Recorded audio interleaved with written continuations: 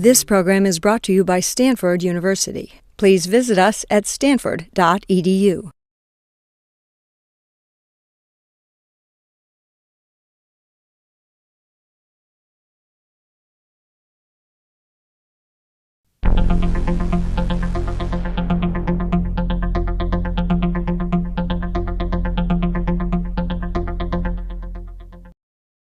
This presentation is delivered by the Stanford Center for Professional Development.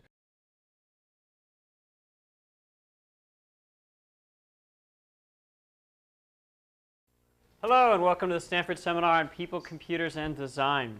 Today we've got as our speaker Dan Morris from Microsoft Research, and Dan is an alum of this department. He's a former student of Ken Salisbury's, and Ken has his camera here to photograph Dan to demonstrate that there is actually life after graduate school. It's, in truth, people go on and do other things. And Dan's done a whole bunch of work while being at MSR. It's really prolific. And one of the projects that different than Dan's going to talk about today is Dan did some work on collaborative search. And it was really fun at Chi this year because Dan presented the collaborative search paper with his wife, and to see a husband and wife dynamic duo present a paper was a lot of fun.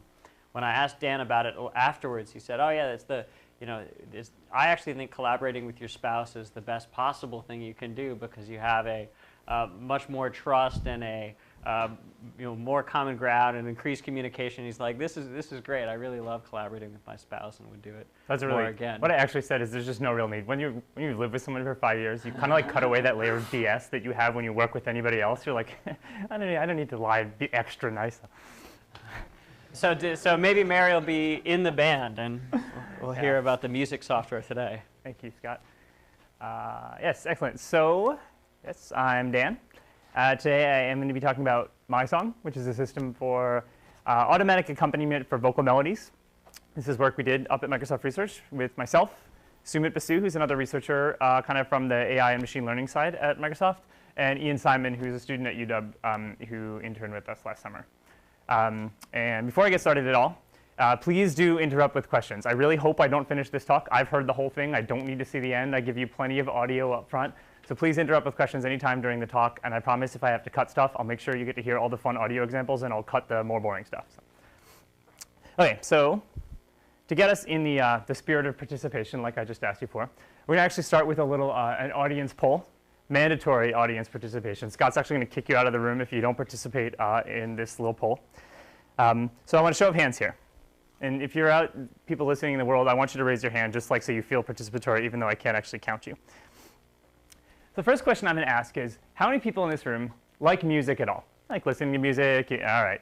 Excellent. So for people out in the world, I know, oh, we even get a camera on them. That makes it harder for me to lie if I don't get the results I want. But the answer was basically everybody, right? People like music. OK, now how many of you, now be honest here, how many of you like to sing? And I don't mean you sing in a band. I don't mean you even sing karaoke. I mean, come on, once in a while you sing in the shower, you sing in the car, you sing along with commercials on TV once in a while. There we go. Yeah, hands come up slowly on this question, but hands come up. People like to sing, right? Whether they admit it or not, on some level, people like to sing. Catchy TV commercials, you can't resist singing along. You know it. So last question. This is why I bank on getting the answer I want here. I think I'm OK. So how many of you in this room would consider yourself a songwriter? I don't mean just you play an instrument. I mean you write original music. I got one. I got a couple. That's actually pretty good. I think that's because a couple of my talk circulated on the Karma list. Is that maybe where some of you guys came from? We got a couple. A very small percentage of this room raised their hands for that question, which is great because that means that my real-time results are 100% accurate. Real-time poll results say lots of people in the world like music. Lots of people even like to sing. Not many people ever get to write music. And it's not because we all wouldn't like writing music. It's not because we're not all creative and smart. It's because it takes a lot of years of training and experience to develop not just the skills, but just the basic vocabulary to write music, to know about chords and harmony. For those of you who don't play an instrument, it's not like everybody who plays an instrument knows how to write music either, right? Lots of people play instruments for decades and are great at what they do and still don't have that fundamental vocabulary to even attempt songwriting. So the project I'm going to talk about today, MySong, is, like I said, a system that creates automatic accompaniment for vocal melodies. Or in other words, this project lets people with no musical training create real-sounding music just by singing into a microphone. So the target audience here is all of you. It's people who like to sing in the car, like to sing in the shower a little, or at least would be willing to sing in the comfort and privacy of your own home, but wouldn't otherwise ever even get a taste of creating original music. Just because you're not going to spend 10 years learning an instrument, so you might not otherwise never get to experience something like that. The goal of this project is not to help you write your Grammy-winning hit. It's not going to be an automatic songwriting machine that turns out automatic hits, but our goal is to give a little taste of authentic music creation and composition to people who would otherwise never even get a taste of that.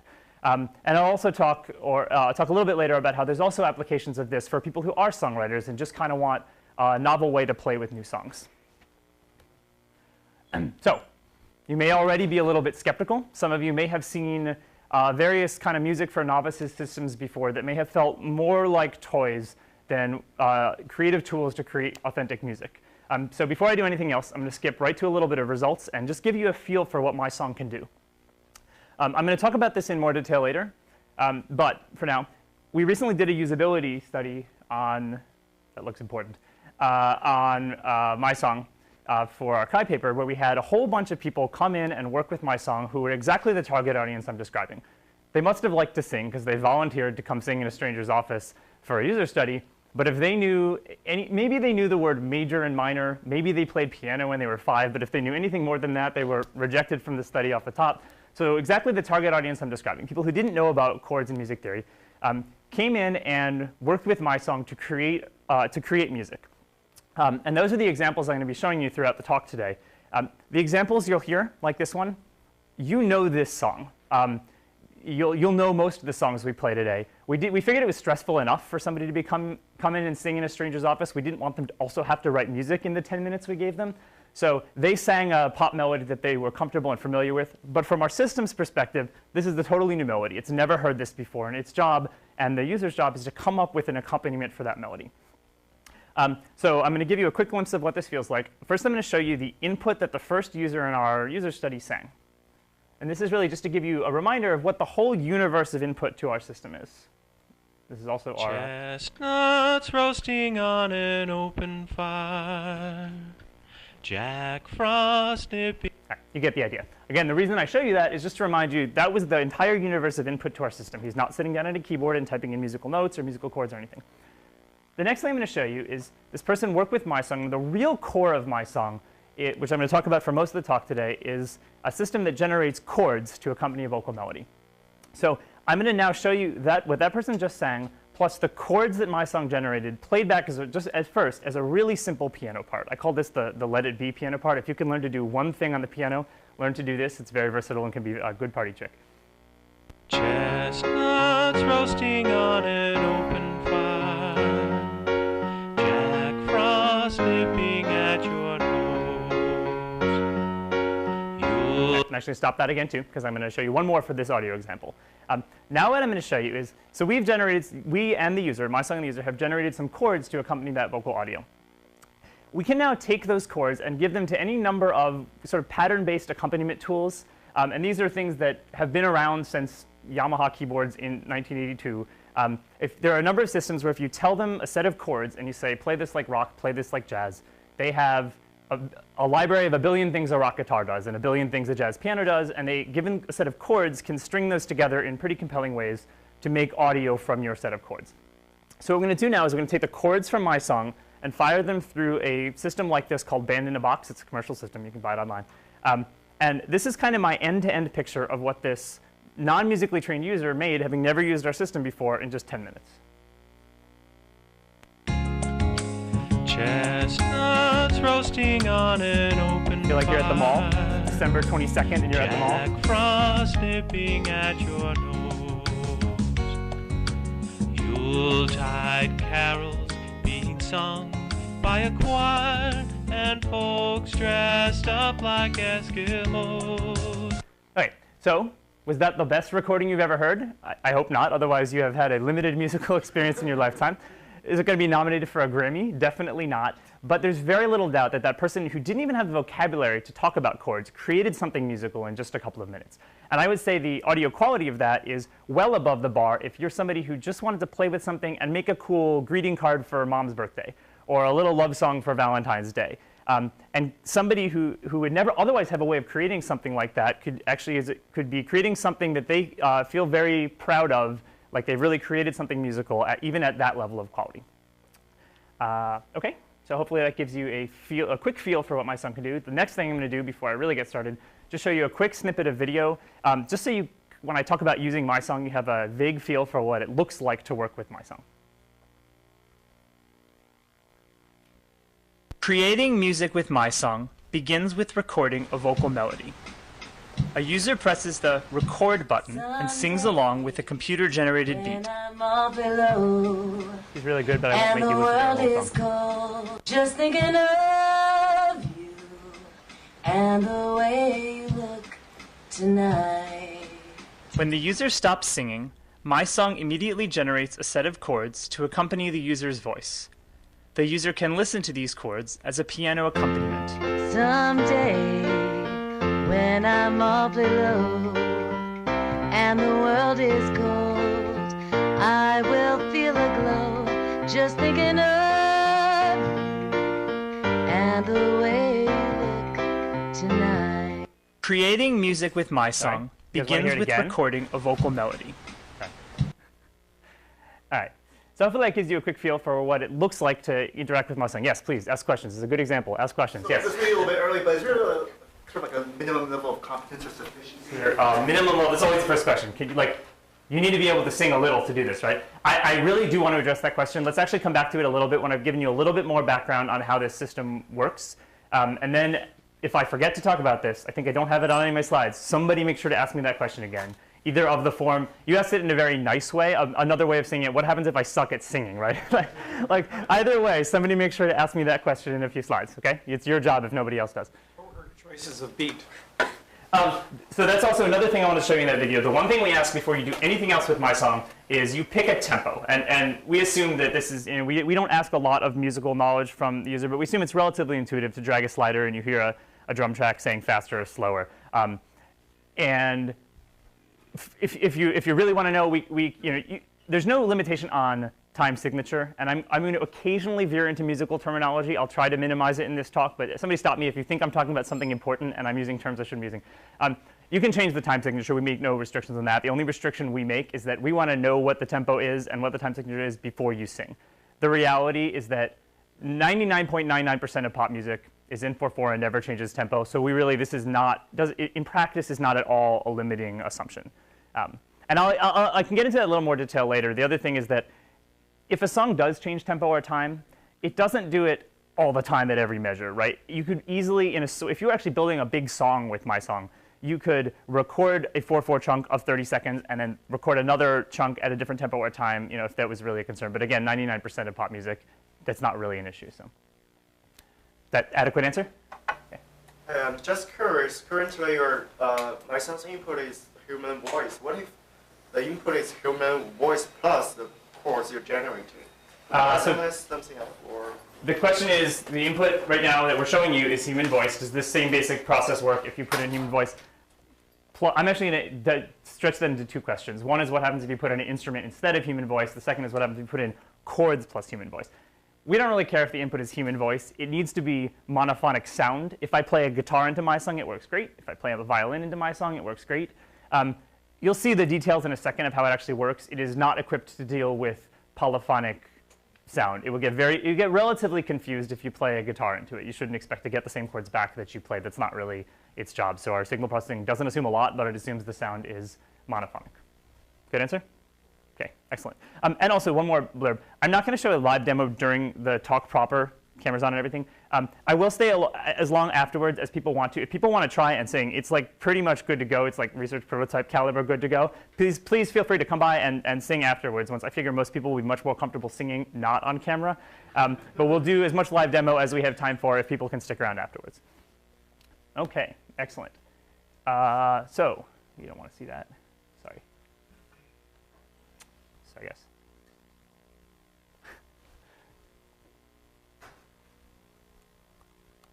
Little PowerPoint glitch, never happened.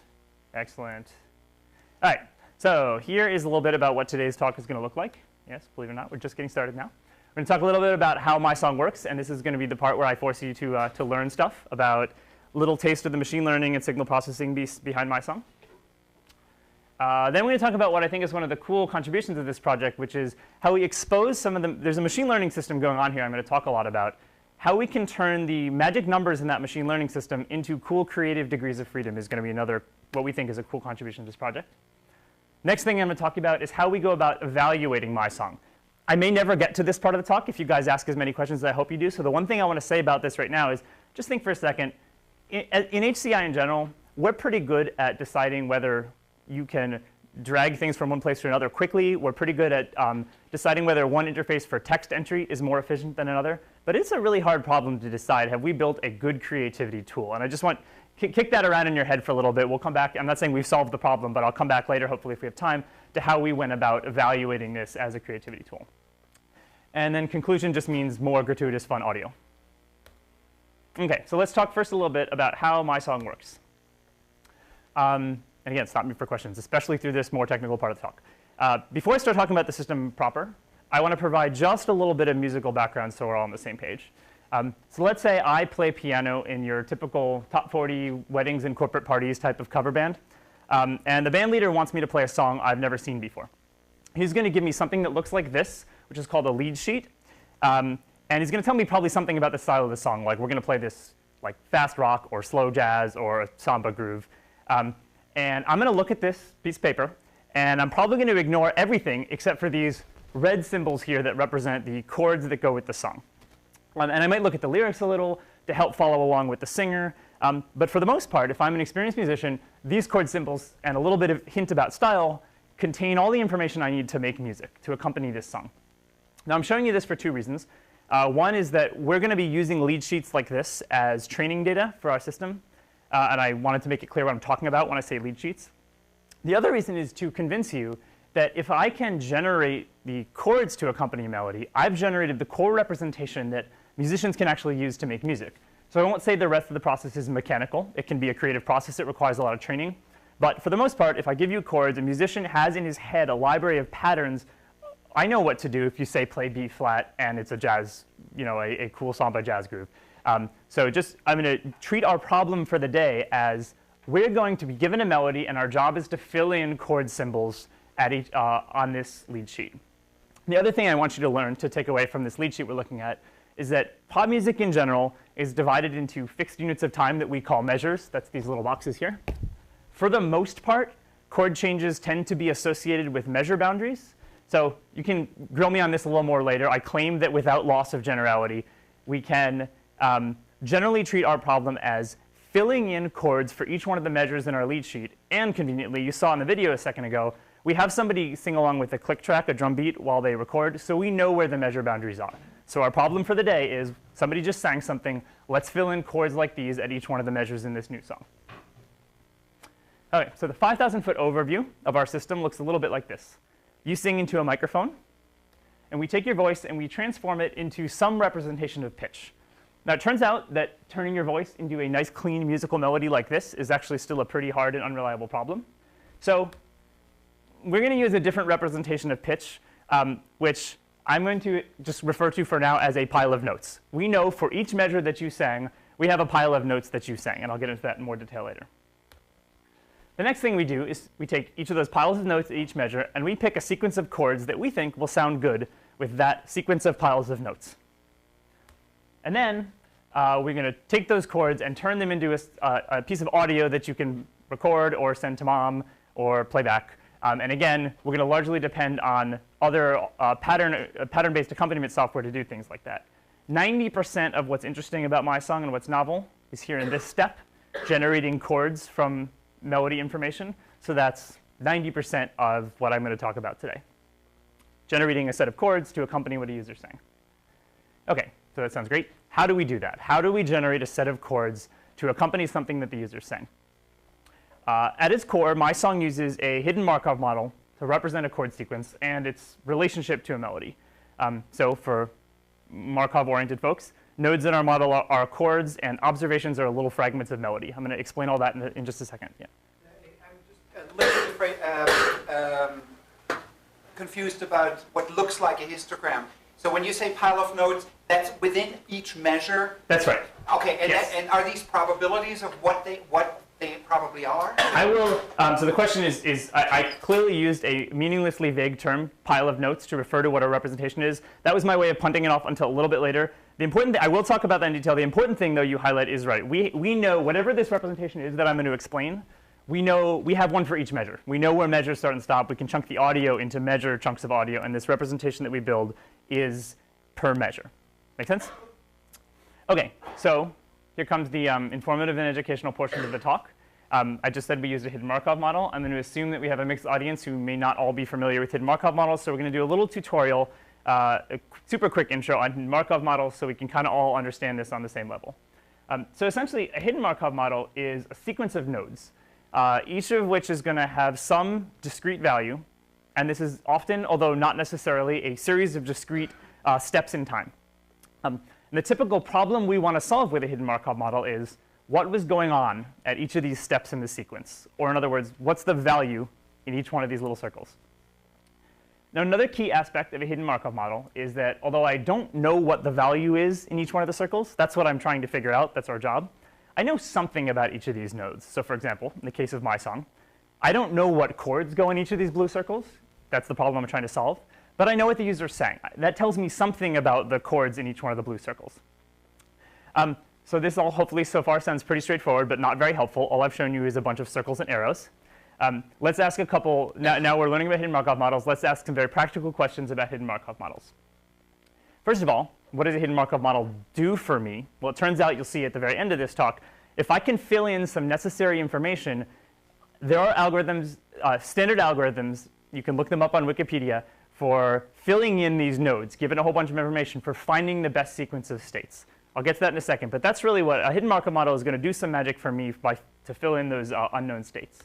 But of course, the real practical question, what does a hidden Markov model want from me if it's going to solve this very hard problem of filling in all these unknown states, which are chords in MySong? Sounds too good to be true, right? What do I have to give my hidden Markov model if it's actually going to tell me what the best chords are in each one of those blue circles?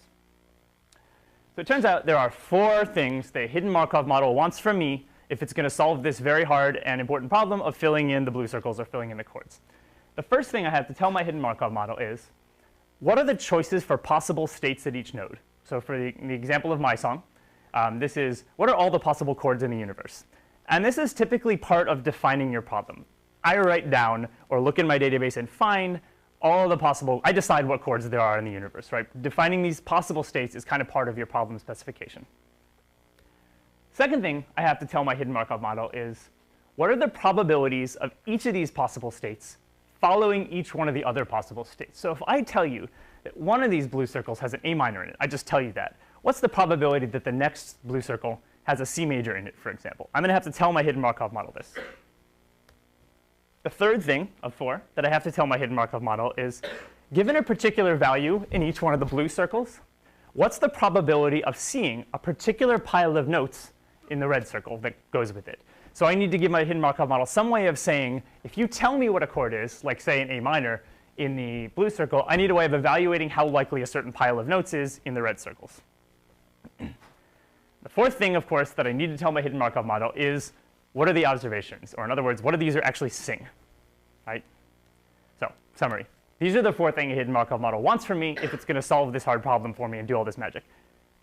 You're only looking at 1 state worth of history, so you don't look back at the previous 2 or 3 states. The question is, are we using only 1 state of history? Yeah, so we are using a first order Markov model, which means explicitly each chord only depends on the one before and after it. Implicitly, I mean, if I change one chord, a chord 10 nodes away might change by propagation, but there's no explicit dependence. Now, if you ask me later, like, what are the things I'd love to do next with MySong? Largely, modeling higher order dependencies in a chord sequence would be a great problem for us to work on next. And largely, that's a problem. I'll explain to you how we train this Markov model in a minute. If I had $1 million to buy training data and had billions of lead sheets that the whole, if the music industry would give me free lead sheets to work on this, that would be a great thing to explore.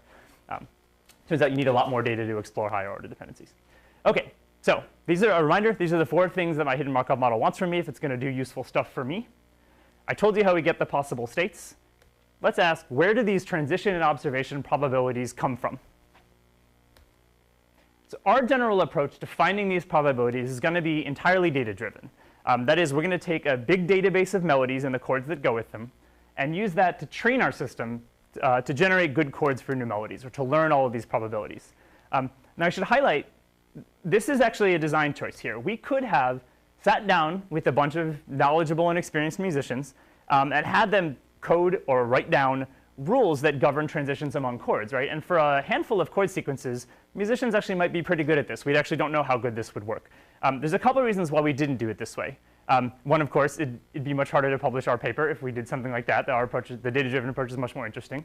Better reasons include there's a lot of transitions. We have a lot of possible chords, and it would take musicians a really long time. Like, for the most common 10 chords in a database, musicians would probably do a pretty good job coming to agreement on how likely a C major is the transition to a G major. When you got into more obscure chords, which we really need, we need that whole transition matrix to be filled in, it would actually take forever and be very difficult for musicians to come up with agreement quantitatively on that transition matrix. The other nice thing about this data-driven approach is if we come across more data later, or if we decide we want to learn these transition probabilities for a whole new genre of music, we can literally just replace our whole database and run all our MATLAB scripts again. So you'll see in a second that we've trained on a database of kind of like pop rock mix, pop rock R&B jazz mix-ish stuff. If we decide that we want to learn the rules of harmony for a country, we need a database of country music. We plop it in. We run all the same code again, and nothing else changes. So this is a really big advantage of a purely data-driven approach. Yes, what's up?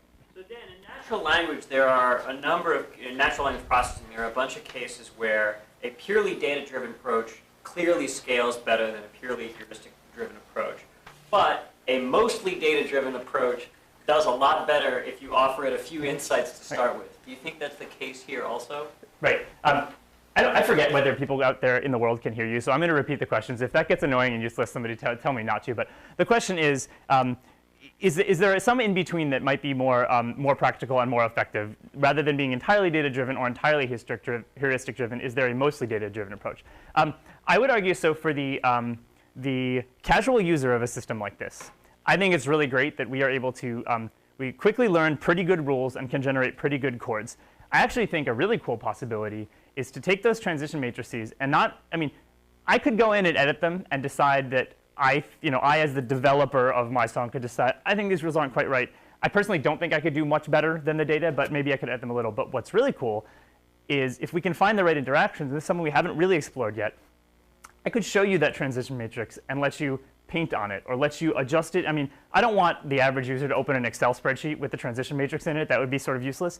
But I think actually a really interesting area here is, can we expose those probability tables in an intuitive way to users to actually let them edit it, to say this chord transition is happening too much, this one's isn't happening enough, and that kind of thing. That's a really interesting possibility that would be somewhere in between. So you might imagine I give you an entirely data-driven version of MySong, and then you can tailor and customize it in an intuitive way for your song or for your whole musical experience. Are you going to show the actual user interface a little more? Maybe you're going to show the user interface a little bit more, but can you do this like in the song while you're, once you have it, are there like knobs that you can tweak to change the chords? There are a couple of, that's really important to us actually, because the question is, are there a couple of knobs you can tweak to change the chords once you've recorded a song? And even assuming you're the kind of non-musically trained user. And that's really important to us, because I'll talk about this more in a second, but it's cool if you sing into a microphone and get the best sequence of chords back. But it's not really that much fun. It's not that creative an experience. It takes 10 seconds, right? It's a lot cooler if I can give you some knobs to actually manipulate and explore those the way a musician would. And we do, in fact, that's really important to us, and that's something that I will talk about more in a second. There are a couple of knobs that let you manipulate the actual chords. So this assumption that you're making that everything is just that it can be described in probabilistic terms, I have sort of a counter-hypothesis in my head, which is that chord transitions have more to do with the content of what you're singing than they do, some probability transition matrix that you would describe.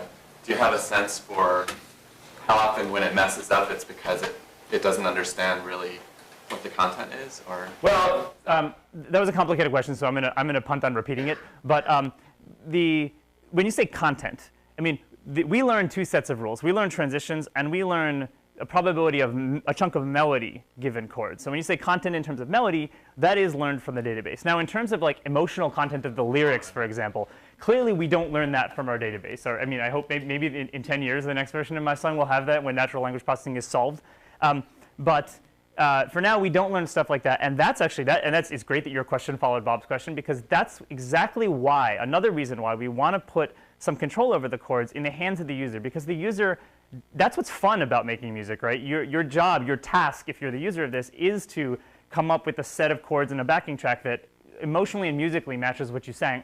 Only you really know that. The best we can do is to come up with the mathematically optimal sequence of chords, which may be the right thing and may even not be the musically best sequence of chords. So the part of what's really important here is to put that in the user's hands. And until natural language processing is solved, my answer to that will always be, let's put more control over the chords in the user's hands. So one more question. Yeah, given if I sing the same song twice, is it deterministic? Good question. If I sing the same song twice, is it deterministic? Right now, the model is deterministic.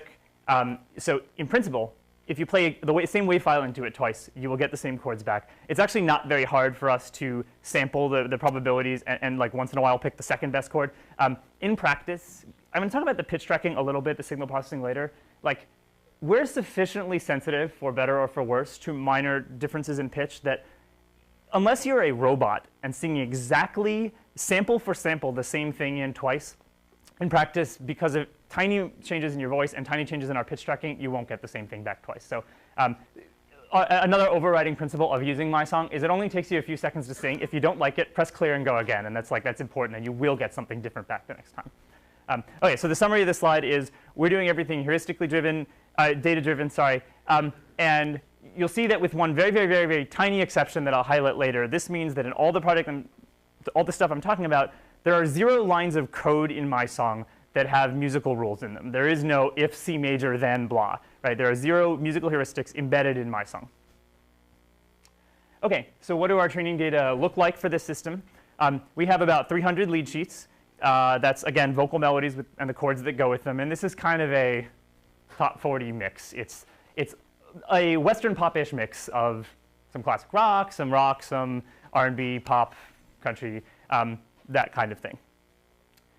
Turns out 300 is not that many. We'd love to have more. The music publishing industry has done a great job making it very, very hard to get lead sheets like this in a useful symbolic format. So if anybody has a pile of 1,000 lead sheets in a useful digital format, please email me as soon as you can. OK, so how do we process that database of lead sheets to build the transition and observation probabilities that I talked about? I'm going to very quickly do a couple of bullets that are, like, if you're not a musician, you can like space out for a second. I just want to quell a couple of concerns that musicians usually have. Just explain a couple things. We're going to cheat on explaining all the musical terms. We first take all the chords in the database and we convert them to 5 basic chord types. 300 lead sheets is just not enough to learn rules for every possible chord that you can come up with in a database. So we meaningfully scrunch all them down to 5 basic types. So for those of you who are musicians, the total number of chords in our dictionary is 5 types times 12 roots is 60 chords. The next thing we do is we transpose every song in our database into one key. There's absolutely no reason to think that the rules of harmonization are different in the key of A than they are in C. So we'd be wasting training data if we learned different rules for different keys. I will highlight later, we make absolutely no assumptions about what key the user is going to sing in. We will generalize this later, so we're not losing any flexibility here. We're just making efficient use of our training data. OK, so now I have all of these lead sheets crunched into 5 chord types, crunched into one key. Now all I'm going to do is I'm going to count the number of transitions from every chord to every other chord in my entire database. So how many times in the entire database did was a C major followed by a C minor? And this is actually going to, right there, that simply give me all the transition probabilities that I need for my Markov model. If I normalize a row of this table, it's exactly what I told you we needed for our transition probabilities, right? If I normalize that row, it tells me what's the probability of a C major transitioning to a C minor. And similarly, in order to get the observation probabilities that we need, we're going to count the total duration of each melody note occurring while each chord is playing. So I look at all the C major chords in my database, and I say, how many milliseconds, or a time unit that I won't get into a lot of detail on, but how many milliseconds was the note C playing on top of that C major chord? And how many milliseconds was the note F playing on top of that C major chord? And this is going to give me, this is exactly the representation that we'll want to use. You'll see how we use this in a second to represent melody on top of a chord. So that gives us the two most complicated things that our hidden Markov model wanted from us that was going to do something useful. So again, this is the rundown of what a hidden Markov model wants from us. I told you we just tell it the possible states. I just explained the transition and observation probabilities. The next thing, of course, we need to do is tell our Markov model what the user actually sang.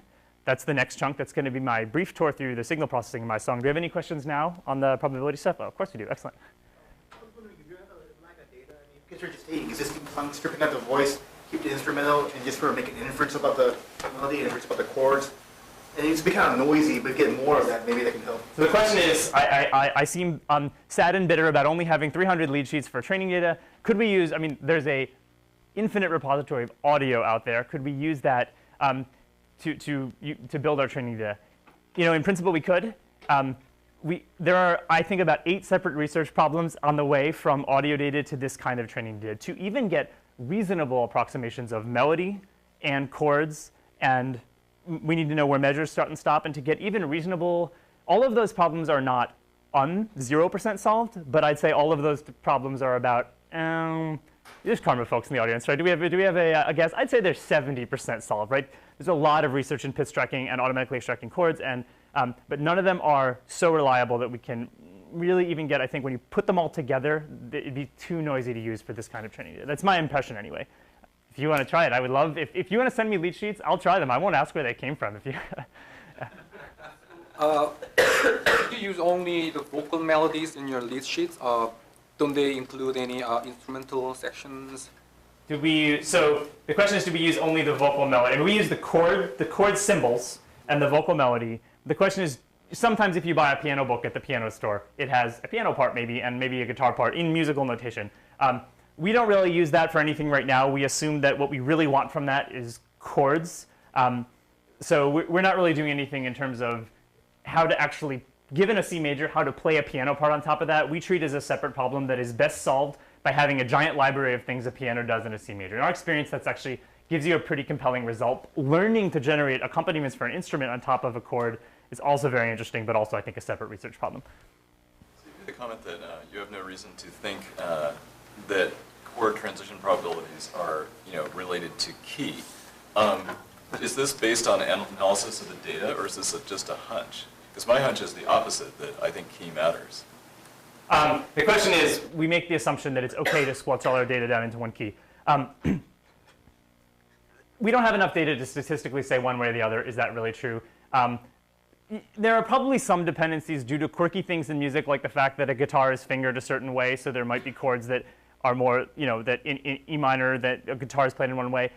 I think these are excellent questions from musicians. I think it's approximately equal across all keys. And again, when I say across all keys, I mean like after correcting for key, that like, again, for musical people, the probability of transitioning from 1 to 5, we assume is pretty much the same in all keys. And if that's not true, I would expect it to be so small as to be not too significant. And if we're losing something there, then we're losing something there, and we don't have nearly enough data to cut our data down by a factor of 12 and really handle every key separately.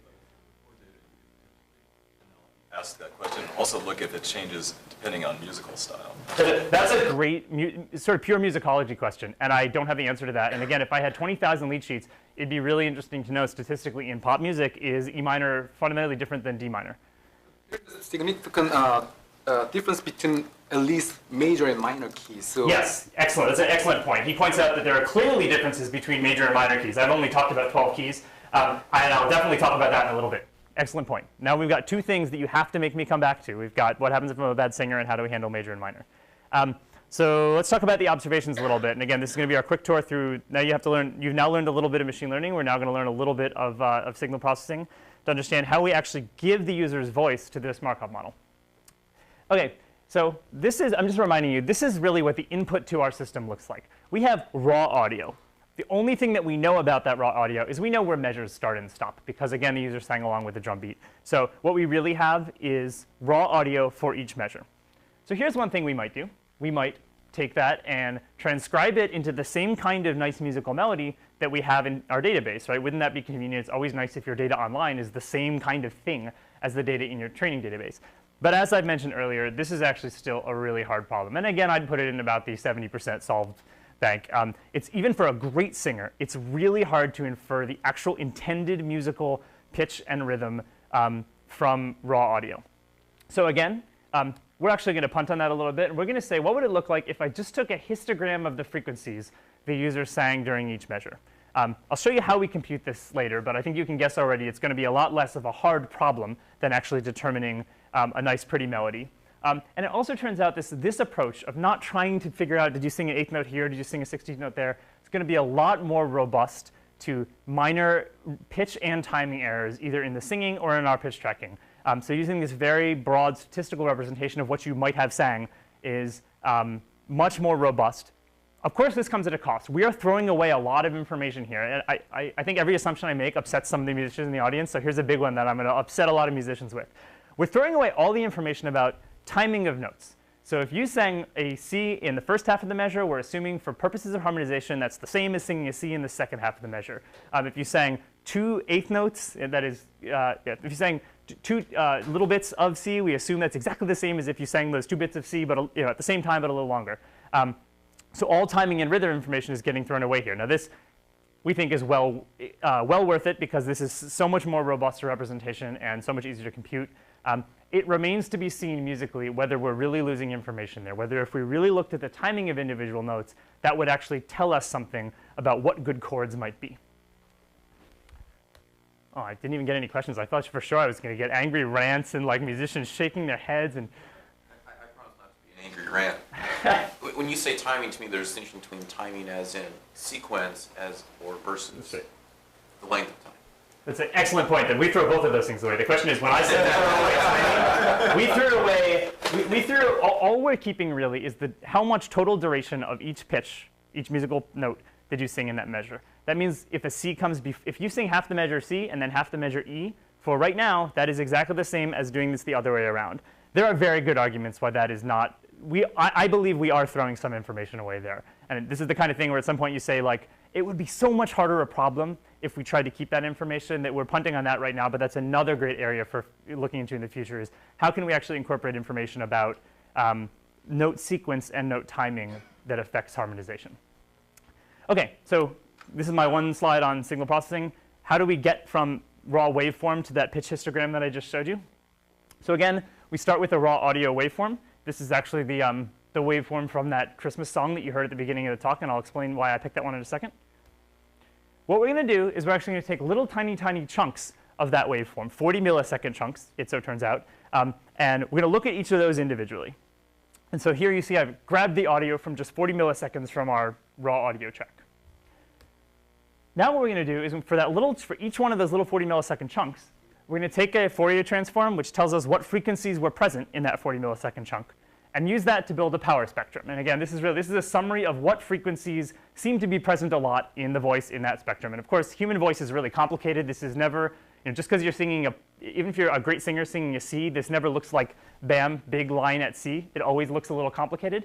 And this is a real simplification, but basically what we're doing is we're going to take that power spectrum in each 40 millisecond chunk, and we're going to say, what was the biggest point on that power spectrum? We're going to say, that's the biggest frequency in this 40 millisecond chunk.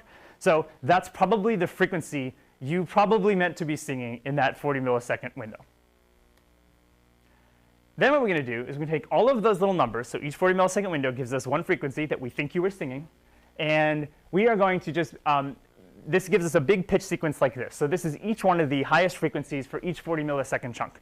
Now again, this is the guy who sang the Christmas song at the beginning of the talk. He's a really good singer, right? But you see, it's not like these are like perfect looking horizontal lines that start and stop nicely, right? It turns out human voice, even at the pitch sequence level, is really complex. You can see it wavering up and down a little bit there, and who knows what was going on there, right? And this is a great illustration of why it's so hard to extract a musical melody from a pitch sequence, because even a great singer, who knows, like, if you can tell me exactly where a note started and stopped down to the window level there, you are a smarter man than I, because that's actually a very complicated sequence of pitches. Then we're going to take that pitch sequence, and roughly speaking, we're going to round each one of those pitches off to the nearest musical note. We actually don't do exactly that. We actually we assume you might start halfway between two keys. We don't want to make any assumptions that you exactly nail a musical key. So we actually find a global shift that puts the whole thing as close to a musical key as it can. And after we do that, we round everything off to a musical note, and here goes another assumption I'm going to throw out there to make musicians mad. We're going to throw away information about octave now also. We're going to assume that for purposes of harmonization, if you sing a G sharp in one octave, it's the same as singing a G sharp in another octave, right? So we end up with, there's 12 musical notes. We now have 12 horizontal lines here, and this is our approximate note sequence based on those pitches of what this person sang. And again, great singer. It's pretty clear he was singing C sharp for this part of the song. You'll see there's a few C's and D's in there that probably aren't really what he meant. That's probably, I would consider that a mistake on our part. If a human listener listened to that, he'd probably say, yep, that's all C sharp. But again, because we're taking such an approximate statistical representation, there's so many C sharps there that the fact that there's 1 or 2 C's and D's, not a big deal. So again, we really benefit from the robustness and simplicity of our representation. OK, reminder. These were all the things our hidden Markov model wants from us. Hopefully, I've shown you now how we can get each of those 4 things. Now, I go to Wikipedia. I look up if I give all these things to a hidden Markov model, how do I get the best sequence of states or the best sequence of chords out of it? And it turns out there's an algorithm called the Viterbi algorithm that just does this for you as long as you give it all these things. The hidden Markov model works its magic, and we get the mathematically optimal sequence of chords through this song. Does that make sense? And that's going to wrap up my technical description. So if you have technical questions, ask them now. And actually, I will actually, this is when I wanted to address your question about what happens if you're a real bad singer. So I'll take that now. So we are, so as you can see, we're pretty robust because of this simple representation to minor pitch errors. This isn't really a question of good singer, bad singer. This is just like, if you waver in and out of a note a little bit, as long as most of the time you sing the note you meant to sing, we do pretty well. If you start halfway between 2 keys, that's OK, because we shift your voice internally to the nearest musical key, and that's OK too. If you absolutely can't produce any coherent sequence of pitches, we have not yet developed the mind reading module for MySong, and we can't read your mind.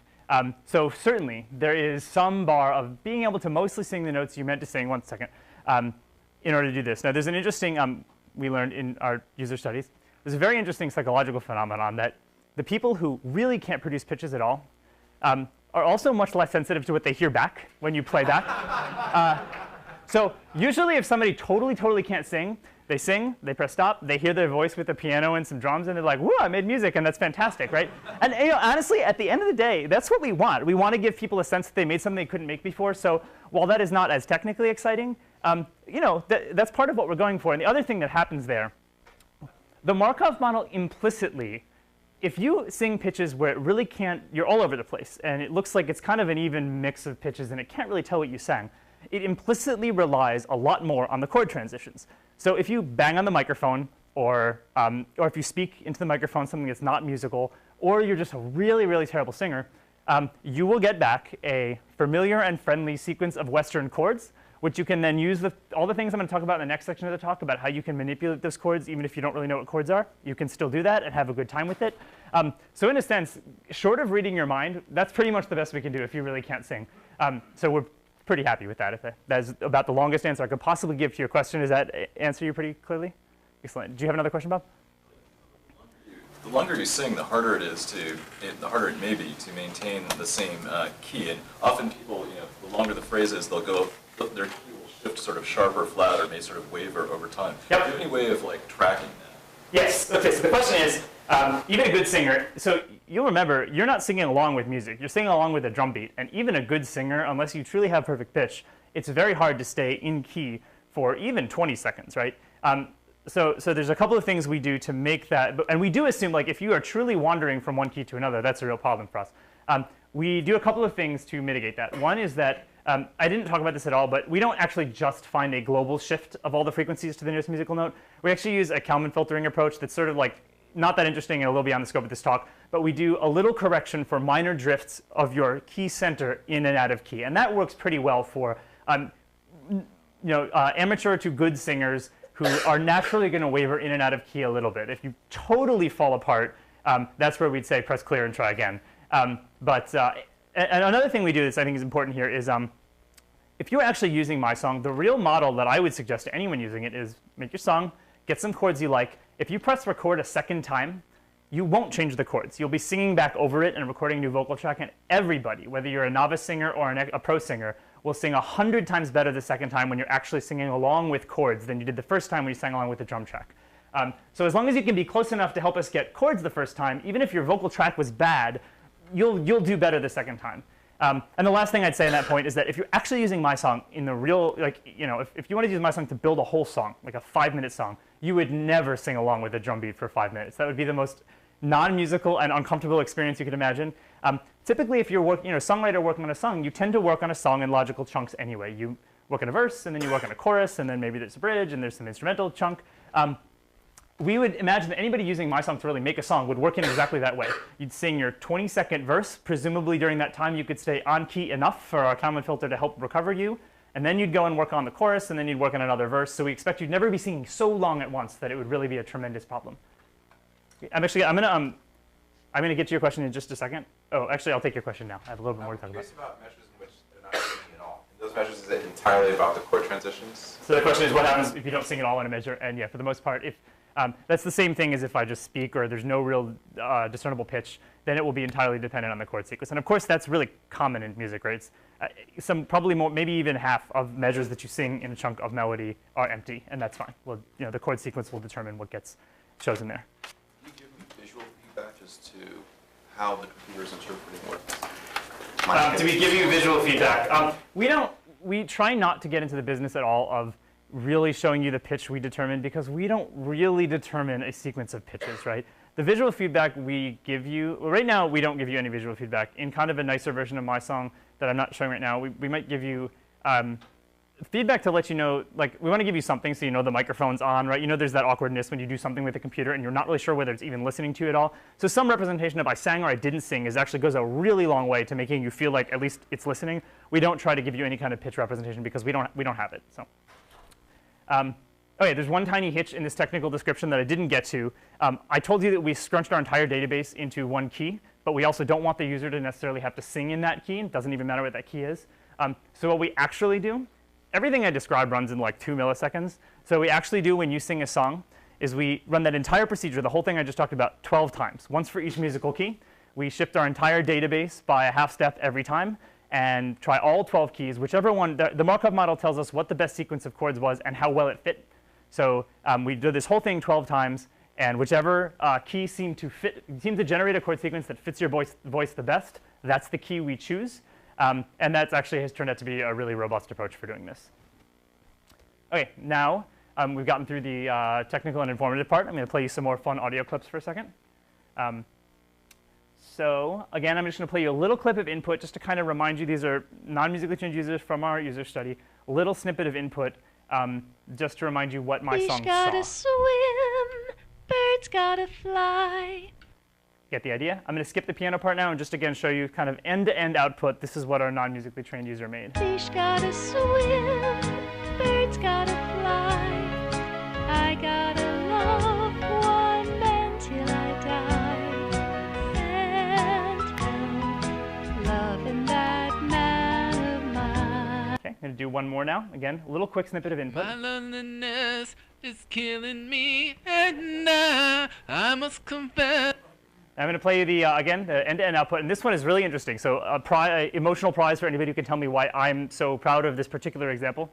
My loneliness is killing me, and I must confess, I still believe.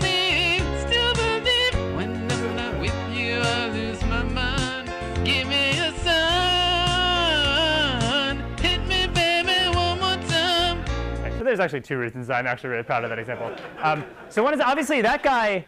You know, that guy's a great test case because his pitch is actually really good.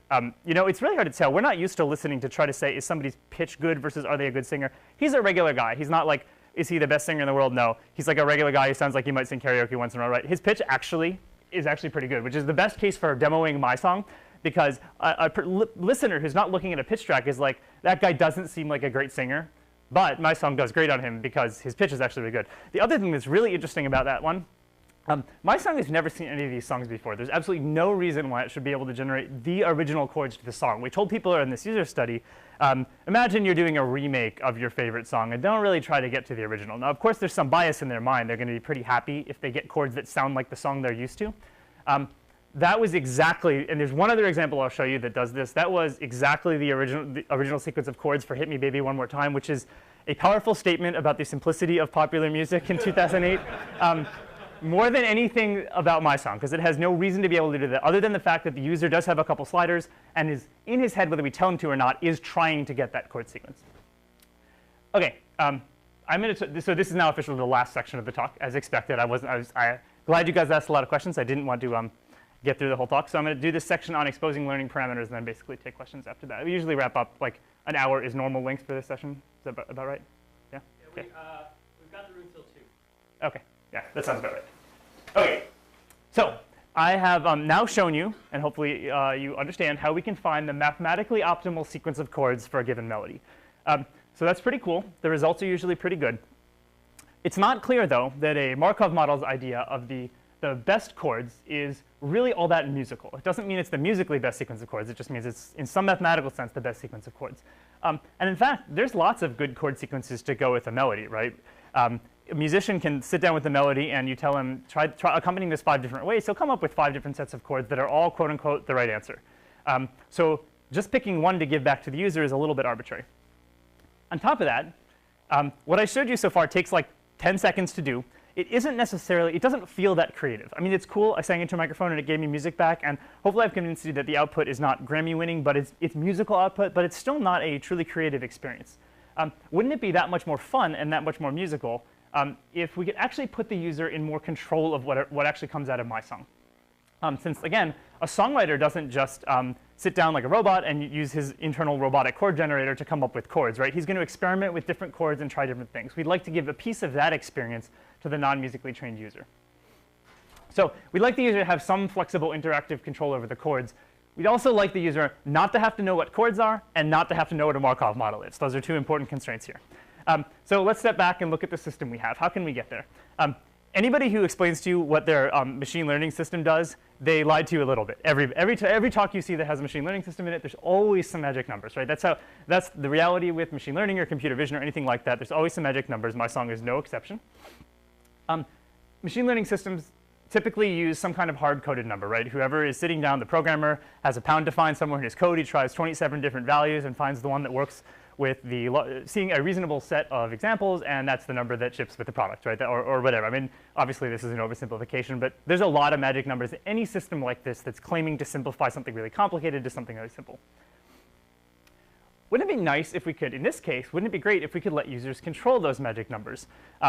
And typically, all machine learning systems have avoided this, even if the users are even if it's like a machine learning library and the users may be programmers, because typically the assumption here is you're using whatever this is because you don't want to know what a Markov model is. And the magic numbers are in terms of the machine learning system. And the intention in general in interactive systems is try to hide these complex magic numbers from users. Because most users don't know anything about hidden Markov models or observation probabilities, et cetera. So we'd like to find a way, in this case, to let users intuitively control those numbers that govern the system in a way that turns those magic numbers, instead of into limitations, into interesting creative degrees of freedom. So MySong exposes 2 magic numbers like this to the users. I think you'll see in a second that's actually 2 seems to be plenty to let people explore a huge variety of possible accompaniments for a song. I'm going to show you a quick video again that demonstrates what these numbers are and how they work. Then I'll talk about what they actually are in terms of. Because there are many accompaniments that are appropriate for a given melody, MySong allows the user to adjust the chords chosen by the system using parameters that are intuitive to non-musicians. One slider bar allows the user to make the accompaniment happier. Someday, when I'm awfully low and the world is cold, I will feel a glow. Or sadder. Someday, when I'm awfully low and the world is cold, I will feel a glow. Another slider bar, called the jazz factor, allows the user to bias the system toward more traditional chord patterns when I'm awfully low or more adventurous chord patterns. Someday, when I'm awfully low and the world. I always know there's musicians in the audience when I show that example, and people laugh before I actually play the music. All right, so I'll tell you, I'm going to explain to you what those two sliders are, but I want to stress it doesn't really matter what those two sliders are. The important thing is we've given the user two sliders that you can move around, and you can, a musician takes this for granted. I can sit down with my guitar, and I have a melody, and I'll try a whole bunch of different chords, but that's actually a lot of kind of black magic happening in a musician's head from the perspective of a non-musician. These sliders are our way of giving a non-musically trained user just a way to explore that space of possible chords, and hopefully turn this into a creative process, right? And be able to correct for the fact that the first sequence of chords you get back from a model isn't always the best one. It's mathematically optimal, but maybe not what you meant, and maybe not really musically right. So there's a couple other things we let people interact with, but these are the main ways of manipulating those chords so that you can find something you like. And these are in the 10 minutes that each of our users in our evaluation had to play with their song. They could sing as many times as they want, and most of what they did during that time was just play with these two sliders. So let's talk real quick about what these actually are. I'm going to show you another example of what these sliders do, actually, before I get into the details. I'm going to first play a clip created with MySong. I think lots of you will recognize the song. Sunny day, sweeping the clouds away. On my way to where the air is sweet. Can you tell me how to get to Sesame Street? Okay, so that's of course a happy melody. We all expect to hear that happy, but one of the cool things we can do with MySong is you can take melodies that you expect to hear one way, either cover songs or if you're a musician. This is actually one of the cool things about MySong for musicians is if you write a melody and you come up with chords for it, those are the chords in your head. I mean, it's like so hard to sit down with your instrument and try something different. So this is you can take it and just try something totally different. So what we're going to show you now, the same thing. We're going to take the same vocal track, and all we're going to do is turn that happy factor from the right to the left. Isn't Google Images like the best thing to happen to talks? All right. So let's hear again the same vocal track with all I've done is move the slider down. Sweeping the clouds away. On my way to where the air is sweet. Can you tell me how to get to Sesame Street? Hopefully I didn't ruin too many childhoods there. I think so. What's really cool to me about that example is it's really easy to convince yourself that I just showed you different vocal tracks. It's exactly the same vocal track, but to me it actually sounds like he's singing sadder in the second one just because the accompaniment, and the accompaniment is just hardly different. All we changed was the chords, right? We didn't change the accompaniment style at all, and I think it's cool how it actually changes your emotional perception of the voice a little bit. And that, by the way, was Sumit singing, who's the other researcher who worked on this project at Microsoft. Okay, so what are the happy factor and jazz factor values that we've shown you in the video and exposed to the user? It turns out I actually left out a detail when I described our system earlier. And this is now I'm finally getting to your question about major and minor. Before we do any of the training steps that I described, we actually take our entire 300-song database and we partition it into two databases. And we're calling this major and minor songs. It doesn't really matter if they're major and minor songs as long as they're two different databases. And we use an automated clustering routine to do this. We didn't sit down manually and go through all 300 lead sheets and label them as major and minor. I promised you there'd be one tiny, tiny, tiny musical heuristic in all of this talk that we actually coded into MySong. In order to seed this clustering process, we use some really basic idea of what a major song might be or what a minor song be. And it's something really simple like minor songs have more minor chords in them or something like that. And from there, we let a clustering routine automatically separate into two databases and learn other rules that tend to separate it into two nice databases, which seem to reasonably reliably represent major and minor songs. We actually go through the whole training process I talked about before. We build a separate chord transition probability matrix for each of those two databases now. Now, when we actually run our hidden Markov model when you're using MySong, we blend those two transition matrices together according to that slider. So if I turn this slider all the way to the right, the transition matrix my Markov model uses is the one I learned from my major database. All the way to the left, minor database, and somewhere in between, I blend those two transition matrices together to make a new transition matrix for my Markov model that's a little bit major and a little bit minor. One of the really musically interesting things we learned from this project is it's really not obvious that this should give you a meaningful transition from major to minor, actually. We've been really pleased that this slider tends to very nicely fade from major to minor in a very musical and intuitive way. So it's actually very intuitive for people to pick this up right away, even if you have no idea what major and minor mean. What about the jazz factor? So somewhere inside my Markov model, when I'm actually running the Viterbi algorithm that I didn't talk about at all, I have to compute how well each chord fits at a given position. And this is sort of a little pseudocode version of what that looks like. It's some constant k times some big chunk of how likely this chord is given what the user's saying, plus 1 minus k times some big representation of how well this chord fits with the stuff around it, right? There's two terms here. One which says, how well does this chord match the melody? One says, how much does this chord match the other chords nearby? All we do, this quote-unquote jazz factor, which now I'm giving away our secret, has nothing to do with jazz in any way. All we've done is put this k on a slider. So literally, if you turn, I highlight that if we actually put MySong out to the public, the right 25% and left 25% of this slider would be cut off. But for the slider we're showing you right now, if you move the slider all the way to the right, that means that k is 1, and we pick chords that mathematically fit what the user's saying at each measure and totally ignore the musical sequence of chords. If you move the slider all the way to the left, we entirely ignore what the user's saying, other than for purposes of determining key. And we pick a reasonable, familiar Western pop sequence of chords in that key. And the happy factor still applies. You can still manipulate it. But that's what the jazz factor does. If anybody has a better name than jazz factor, we're all ears. But that was sort of something that people picked up on. And we just say, look, this is a way of exploring the chord space a little bit. Don't think it has necessarily too much to do with jazz. It's another tool you have to try some different chord sequences. And as long as you ignore those extremes at either end, it does that very well. You slide it around a little bit somewhere near the middle, and the chords change, and you get to try something different.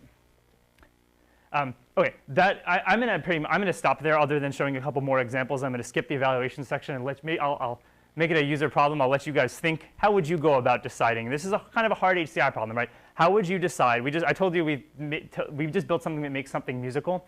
If it makes, how do I convince you, without showing you a million examples, how do I convince you that it doesn't make crap, right? That's a hard problem from an evaluation perspective. So I'm happy to answer questions about it offline. I'm going to show a couple more examples and then take questions, and then as much as people want to ask questions about this. So, get all that? Everybody get every word of that? Oh, 2 studies. Oh, now I've left you really excited. There's 2 studies I just skipped over. OK, and do a couple more examples. Real quick. Again, a little snippet of input. The worst is over now, and we can breathe. OK, now same thing with chords from MySong. The worst is over now, and we can breathe again. I wanna hold you high, you steal my pain away. There's so much left to learn, and no one left to find. I wanna hold you high and steal your pain. It's too sad for me to use here, especially like right after lunch, and you can kind of like close your eyes and be lost in the sensitive world of that song. All right, do one more. I think. At first goodbye, she got on a plane, never to. And this is the other example that I promised you, where we actually really came up with the original chords to the song. And this is actually a really long section of song that, in a way, kind of transitions from major to minor. And so I'm actually sort of somewhere between proud and surprised that this actually pretty much nailed the original chords to the song for this one. At first goodbye, she got on a plane, never to return again, always in my heart. Ba-da-ba, this love has taken its toll on me. She said goodbye too many times before. That's actually a fairly complicated sequence of chords that I got right. It helps that she's an awesome singer. She's like the best singer we had, so that probably helped us a little bit. And and again, she was probably biased by tweaking those knobs around until she was like, yeah, that does sound like the Maroon 5 song. OK, like I said, conclusion really means more audio, which I can skip for now, just because I think an hour and 10 minutes is good. If you have more questions, you can email me. I'm dan@microsoft.com. It's really easy to remember. And you can also, this web page has a bunch of the examples I showed you and a whole bunch more examples of audio and some videos that you can take a look at. So that'll be a good time to wrap up for now.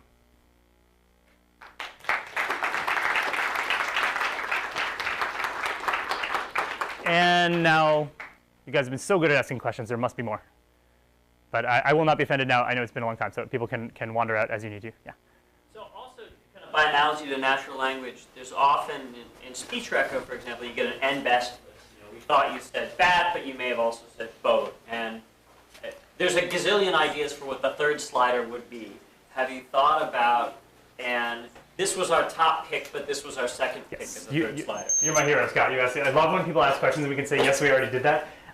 So this question is the concept of end best list in handwriting recognition is very common, right? You know, if you like use the Windows handwriting recognition, it's like, I think your character was H, but here's some other things it might have been. Another thing we can do, which I just didn't show, if you right-click on any one of those boxes, you get a little list of what did MySong think were the top 10 chords here. And I don't necessarily think of that as, it's not necessarily exactly analogous to the handwriting top 10. It's a great way for a non-musician to explore the concept of chord substitution. What other chords might work there? Even if the best one really is the best, then it worked really well. What other things might go well there? That's a really great creative tool. And again, our assumption here is you don't know anything about chords. The chords might as well be foreign characters. That's a great way for people to explore the space of chords in a much more targeted, specific way without really understanding what they mean. So that we give you a sorted list of the next most likely chords that MySong liked. To what extent can you make it sort of an online algorithm, so a rock band for lonely people? The question is, could we do this online? And as you can see, computationally, there's nothing particularly hard about this. You saw like the slider moving, change the chords in real time. There's nothing particularly computationally demanding. Computationally, it's much faster than real time. Doing this online becomes a fundamentally different problem, right? If I sing in measure 1, I can't play anything, or if I sing in measure 4, I can't play anything in measure 4 until I know what you sang, right? So it becomes a somewhat different problem. I can trivially come up, if you're in measure 4, I can trivially come up with the best sequence of chords for measures 1, 2, and 3, right? For everything I've seen so far, I can. And I could even give you a suggestion for what might go well in measure 4. But at that point, I'm kind of telling you what to sing, right? Because if I play a chord for you, you're going to sing on that chord. And I've kind of made it not you're using the melody to create it, but you're kind of singing along. The Markov model would generalize fairly well there. The other issue with that is the best chord at measure 4 really depends on measure 3 and measure 5 explicitly, and probably on all the measures, at least implicitly, right? The best chord at measure 4 we really don't know until you've finished singing. So what I would imagine an ideal interface here is it's still nice to have some like feedback that something's happening and it's really listening to me. So I'd like in measure 4 if it told me the chords in measures 1, 2, and 3, and I went to measure 5 and maybe all the ones I've already sung changed, and that was kind of cool visually. But really, the chord sequence isn't finished until you finish singing. Otherwise, it becomes, I think, a pretty different problem. That makes sense? Okay. Any other questions? I was curious how you came up with the idea. Was this one of these, wake up in the middle of the night one day and go, aha, MySong? Or was this something that evolved from the initial idea to the final thing? Where did the idea come from for MySong? Honestly, this is pretty close. This is pretty close to the former. I had a pretty specific vision for what I thought was possible. There's so many. I could spend an hour answering this question. It was clear to me at some point that pitch tracking kind of works. I mean, we didn't invent pitch tracking. We didn't invent the Fourier transform, right? Pitch tracking kind of works. So getting from somebody's voice to kind of some representation of pitch, that's pretty much solved, and I'm not smart enough to make major inroads in improving that space. The other end of the problem, going from chords to an accompaniment, there's software that's pretty good at that, right? So a big chunk of this pipeline from singing to song, which seems like a whole big complicated piece of magic, was pretty solved. And that's actually a really nice place to be. And it was like, well, it's pretty clear to me. And the space in between, going from melody, which I'm strongly using that word melody since that's not exactly what we have, from melody to chords. And I think this is actually, so that to me as a musician, it seems almost like if you hear a melody and you're a musician, or like a kind of chord-based pop rock type musician, it just seems like the chords are there. And everybody might have a different answer to what the chords are, but it feels mechanical. Like if you tell me you give me a melody, I'll give you chords like right away. And in my mind, they appear there, and this happens to any pop musician. So it seemed like because it has that kind of, it doesn't take a long time, it seemed like that should be something we should be able to reasonably capture algorithmically. So that sort of seemed like a nice space to work. And it also is interesting, just like the computer music community in general, I think, has been a lot of pop-ish musicians think about chords. Like chords are sort of a pretty fundamental representation that pop musicians think about. And a lot of work in computer music has, for a long time, worked on kind of the melody space and the audio space, and kind of working on the chord space. There's still been a little bit of a gap there. So it seemed like a nice gap to fill in this pipeline. Is that a sufficiently long answer? And then the more philosophical answer here is, I'm not a pro musician. I'm never going to make money making music, but I love sitting down and writing songs and making music. And like, if I can give a little bit of that fun to somebody else, then that's a win, right? And just like I was saying to you guys before, if somebody else, like, I don't get painting. I never painted a picture in my life. I totally don't get why it would be fun. But if someone could show me why it's fun without making me spend a lot of money and 2 years in art classes, I would love that. I'd totally use that and try it. And then maybe I'd pick up painting and maybe I'd love it. So that's kind of like, more philosophically, that's like, I get why making music is fun, and I would love to be able to show that to more people. So even if I'm not going to make them pick up music as a full-time hobby. So you've talked about this as kind of a hobby type application, and I wonder if this could be used as some phase in actually what more of a professional or at least semi-professional musician might do, like in the conceptual design. Yeah, that was great question. The question is are there applications for MySong in a more pro, or at least more experienced musician kind of space? Absolutely. And the only reason I really talk about the non-musical application first is because it's a bigger audience in the world, and it's usually a bigger audience in the audience. For lots of musicians have said they'd love to have this, right? This is never going to replace songwriting, and it is absolutely never going to be used to make a beginning-to-end finished product of even a semi-professional sounding demo. But there's a lot of things this can do for musicians. First of all, if you're sitting somewhere where you don't have an instrument, a lot of times, so if you're a songwriter, a lot of pop songwriters are kind of melody-first songwriters. You think of a melody, you run for the nearest thing that has a record button on it, and you get that melody down, right? That's your cell phone, your whatever. If we could turn that first interaction with a new melody into something where you could actually explore, whether you're sitting on the bus and using this on your cell phone, or you're sitting with your laptop, wherever, and turn that first 2-minute interaction with your melody into something meaningful where you kind of get a feel for what you might want to do with the song, that's really powerful. Another thing this does for musicians is, like I said, sometimes you kind of get a series of chords locked into your head for a melody.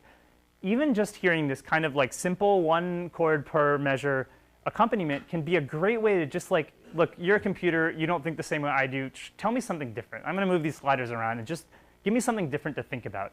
So in that sense, it could be really valuable for musicians. And Sumit, the other thing is that musicians are great songwriters, are all over the spectrum as far as how quick they are at coming up with even that first pass of chords. Sumit, the other researcher who worked on this, as you can hear, he's a really good singer. He's a great songwriter. He's a great piano player. It takes him forever to sit down and come up with chords to go with a new melody.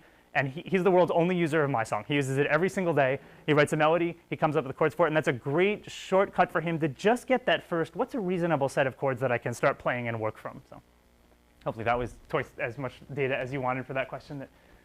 Question over here? So this is not a question, but I have an idea to make your jazz factor a real jazz factor instead Excellent. of being like a user-based and data-based. So I mean each genre, musical genre reveals very distinct characteristics of chord progression. Jazz uses extensive use of 1-4-5. I mean almost exclusively. So if you learn the chord transition probabilities from the genre, so if you make genre-dependent HMMs, that will help you a lot. But the problem is, how do you obtain these genre-specific chord transition probabilities? So I mean, there are some ways, but for one thing, that you can use like a MIDI data, which already contains genre information. So that way you can have like a rock specific transitions. You said so many interesting things there. I don't know where to start, but so the question largely is can we get towards, so the jazz factor I clearly told you was not really about jazz, right? How can we get towards something that is a little bit more genre specific and therefore directly more intuitive to a lot of people? So I'd actually say that the happy factor actually is a great example. We don't really care whether those two databases are major and minor, right? All it's doing is blending two sets of training data. If we had a training database for rock and a training database for country, we could have a rock country slider or a 12-way rock country R&B slider, and it would work exactly like the happy factor works now, actually, and that'd be completely straightforward. It's a really interesting musical question. I don't know how much different genres at this level of chord representation really what is specific about genres is can be captured in a chord transition matrix. We have the same question about artists, right? Conceptually, could I give you a Beatles transition matrix? It's not really clear. I mean, the fact is, in a lot of Western popish music, I actually think that the rules of harmony overlap a lot between country and rock and jazz and R&B. And the instrumentation and the singing and the lyrics and the rhythms are really what separate one genre from another. But that's largely my opinion. And another great musicology project to do here, to do exactly the same thing, given more training data, which we don't have, And you suggested using MIDI data, which is sometimes okay, although rarely are chords nicely labeled in MIDI training data. So conceptually that works, but we need a really well-kept MIDI database. The other thing, and this gets back, so Scott had a question earlier about sometimes it's the right thing to do to mix some heuristics with some pure data-driven thing. The jazz factor is a great example. I can tell you, like a musician can tell you some things you could do to make something sound more jazz. If that's what we wanted the jazz factor to do, like we shouldn't be ashamed to incorporate some heuristics in, right? Like if you're musicians, like if more 5s turn into 7s or more 7s turn into 9s, it will sound more like jazz, right? And then of course you like use the jazz style on whatever your accompaniment system, arrangement generation system is. So there's some heuristics we can do, and I think you could come up with the same kind of things for other genres. Jazz is a great one though, because adding more extended chords is something that we don't have enough data to do, but we could come up with some pretty good rules and write them down when it might be a good time to use 9ths and 13ths and other things that musicians will associate with jazz, and therefore, and the regular listener will associate with jazz too. So that, again, good long answer to the question you asked. Anybody else? All right, we'll wrap up then. I'll stick around for questions, and it'll take me a few minutes, but if people have time, I will set up a demo kind of like once the camera shuts off, and I'll stick around while I'm talking and do a little quick demo if people want. So.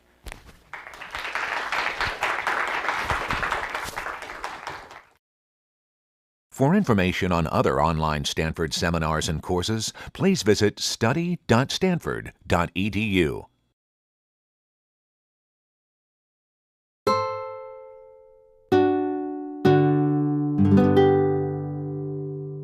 The preceding program is copyrighted by Stanford University. Please visit us at stanford.edu.